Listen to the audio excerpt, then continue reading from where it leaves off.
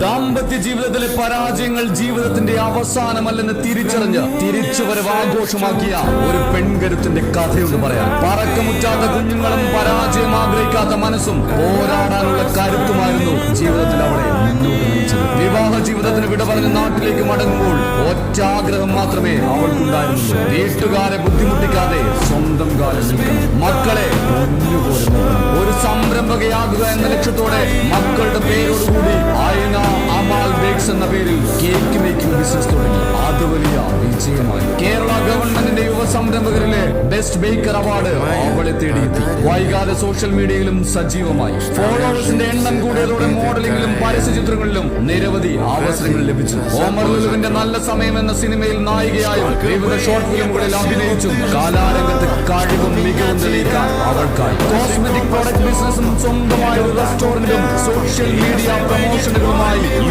യുവ സംരംഭകർക്കിടയിൽ താരത്തിളക്കത്തോടെ വിജയിച്ചു കാണിക്കാൻ അവൾക്കായി. അതെ, ഇത് അവളുടെ കഥയാണ്. ജീവിതത്തിൽ ഇടയ്ക്ക് വെച്ച് ഒരിടർച്ച സംഭവിച്ചപ്പോൾ ജീവിതം അവസാനിപ്പിക്കാൻ തീരുമാനിച്ചവളുടെ കഥ. തീരുമാനം മാറ്റി ഒന്ന് പൊളിഞ്ഞു നോക്കാൻ ഉറച്ച് ഒടുവിൽ നാൾ വിജയപ്പെടുമുടിയുടെ കിടക്കാൻ സാധിച്ചവളുടെ കഥ. സുവൈബത്തുൽ അസ്ലാമിയുടെ കഥ.